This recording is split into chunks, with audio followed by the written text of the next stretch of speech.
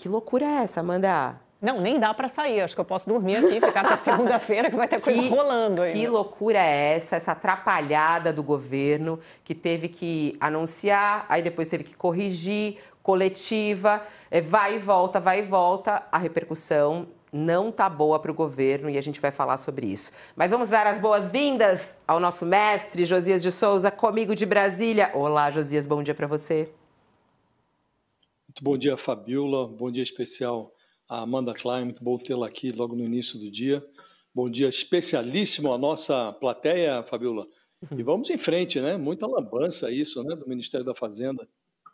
Eu tô até agora até não acreditando em tudo que aconteceu e até mesmo a expressão do Haddad, né, há pouco, na entrevista coletiva que ele teve que marcar, ele um pouco constrangido diante do episódio, mas, claro, com aquela firmeza toda, ele dizendo, não temos problemas em corrigir rotas. Bom, vamos explicar essa história aqui para a nossa audiência. O governo federal publicou agora pela manhã, saiu no Diário Oficial da União, um decreto que mantém em zero a alíquota do IOF, né, que é o Imposto sobre Operações Financeiras. Esse IOF é um imposto fácil, né, de certa maneira, para o governo, para ele arrecadar, mas ele acaba causando muita repercussão, porque ele impacta na vida das pessoas como um todo, né?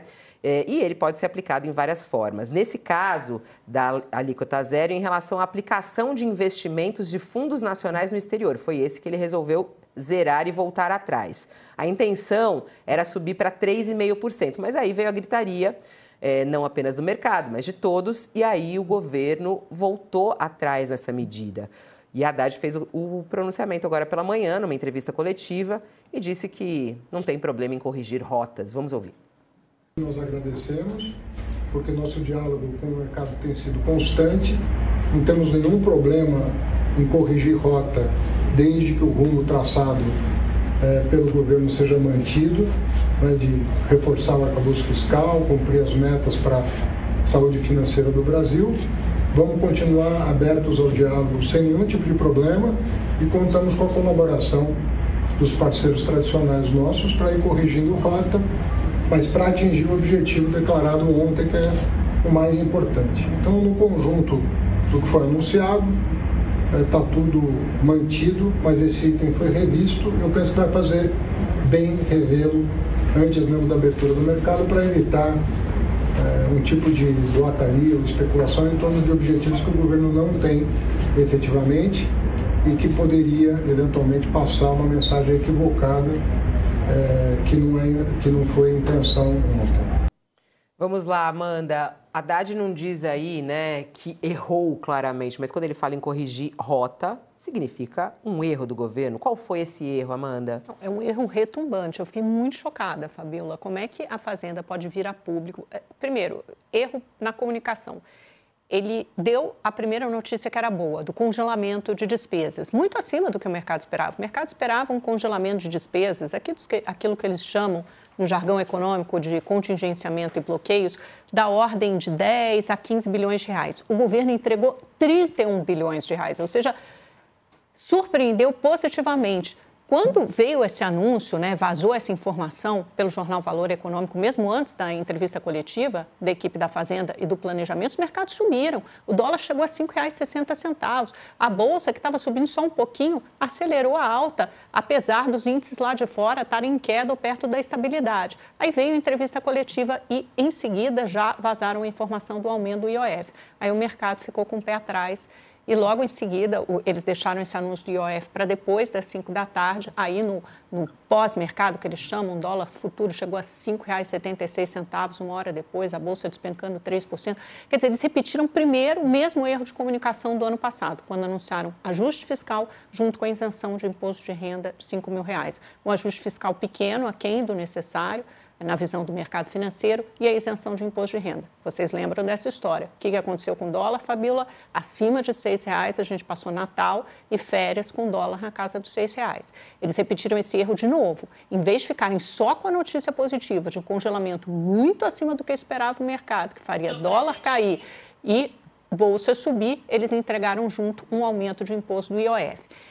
IOF é um imposto regulatório, ele pode ser feito por decreto, não precisa da aprovação do Congresso e, normalmente, não é nenhum imposto que você tenha uma grande arrecadação, como me explicavam economistas antes do anúncio. Mas a surpresa veio pela abrangência do aumento do IOF, que pegava crédito para empresas, viagens, turistas normais como eu e você, Fá, quando a gente vai comprar no cartão de crédito, cartão de débito, dinheiro em espécies, transações financeiras. Hoje o Haddad falou que era para equalizar essas taxas, deixar tudo em 3,5%, fechar as brechas. Gente, como assim fechar a brecha, né? Turista querendo seu suado dinheirinho guardado durante meses, o ano inteiro de trabalho querendo comprar dólar, que já é caríssimo, e querem cobrar ainda mais imposto em cima disso, 3,5%. Então, quer dizer, ele entrega a notícia boa junto com a ruim, só que a ruim ofusca a boa. O que a gente está discutindo hoje? O aumento do IOF e o recuo do governo. Mas essa história fica pior. Por quê? Porque quando o governo vem com a entrevista coletiva depois do fechamento do mercado para fazer um anúncio do IOF, eu comecei a falar com as fontes do mercado, estava todo mundo em pânico.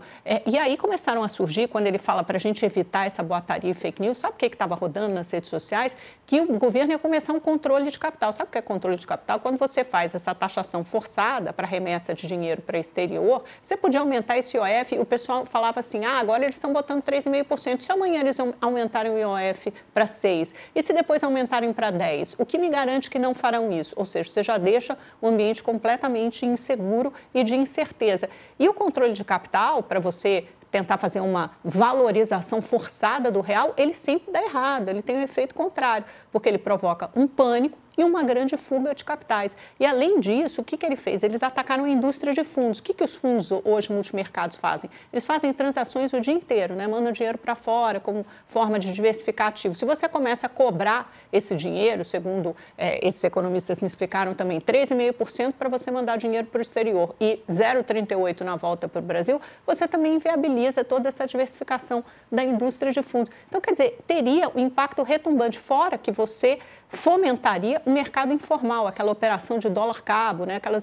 Aquelas operações ilegais e informais, a gente ouviu falar muito disso durante a Lava Jato, você também fomentaria esse mercado paralelo, porque as pessoas naturalmente vão tentar fugir dos impostos e tributos, ou seja, tudo errado.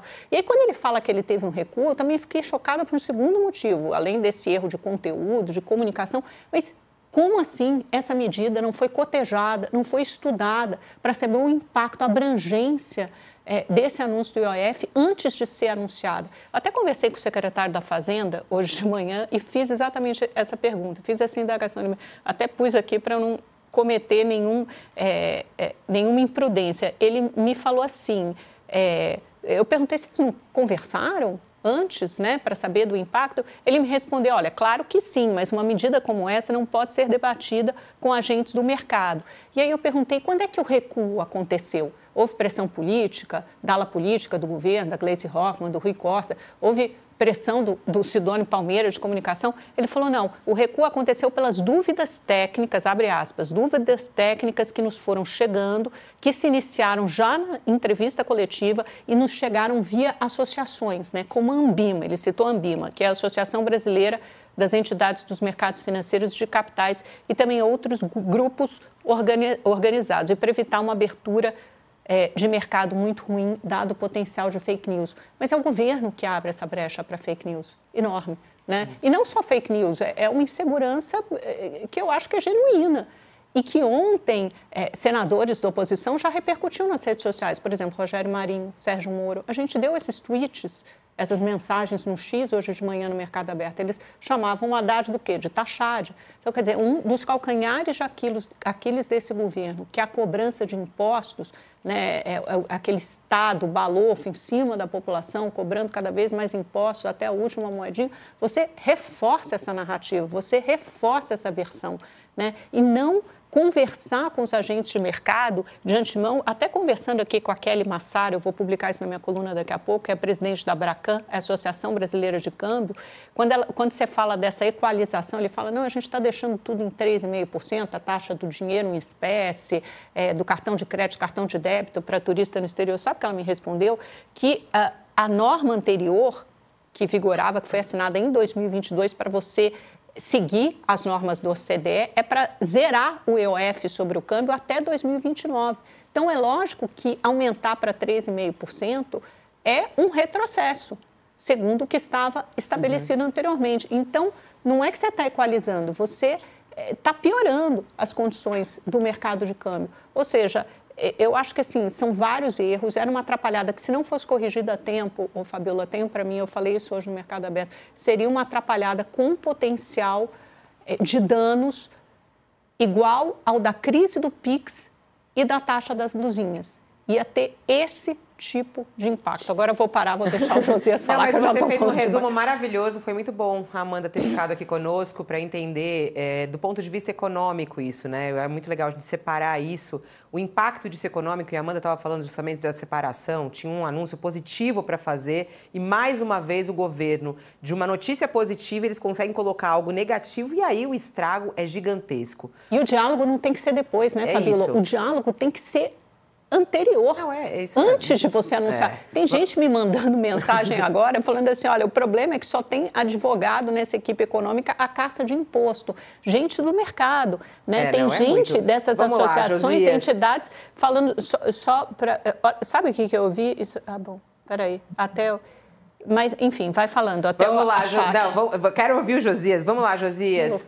Quando a gente olha aí também, né, as críticas que vão chegando, quer dizer, isso mostra a fragilidade do governo, isso mostra erro do governo. O que está acontecendo nesse momento no Ministério da Fazenda revela sobre o governo Lula? É uma confusão, né, Fabiola? No intervalo de menos de 24 horas, o Fernando Haddad pagou 4 micos. Primeiro mico, ele pagou ao combinar um congelamento de despesas, um ansiado congelamento de despesas de 31 bilhões de reais, com um aumento no imposto sobre operações financeiras.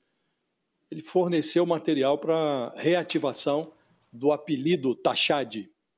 Numa bola dividida desnecessária, ele desmentiu o número 2 do Ministério da Fazenda, o Dario Durigan, ao negar que tivesse discutido essas medidas com o chefe do Banco Central.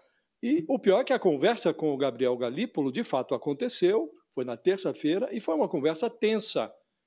O Haddad voava para São Paulo quando o mercado financeiro, mesmo fechado, ferveu.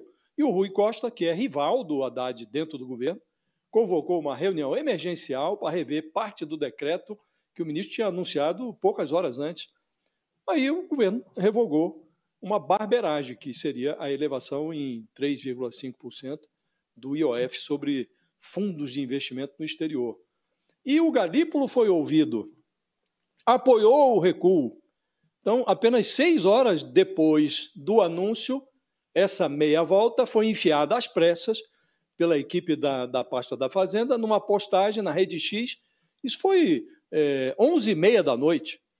Aí, de manhã, agora, na sexta-feira, pagando o 4º mico, o Haddad volta à boca do palco para atribuir esse recuo a uma necessidade técnica. Então, Fabiola, é uma urucubaca assombrosa o que está acontecendo no Ministério da Fazenda. Isso vem desde o ano passado. Ou o Haddad manda benzer o Ministério, ou ele altera a rotina. Todo anúncio importante agora precisa ser feito às sextas-feiras numa encruzilhada com a presença de um caboclo tranca-ruas, porque está demais o negócio. Já aconteceu essa mesma lambança no anúncio do corte de despesas no final do ano passado, quando enfiaram dentro do corte de despesas uma isenção do imposto de renda que só foi se materializar agora, em 2025, portanto era desnecessário aquele anúncio.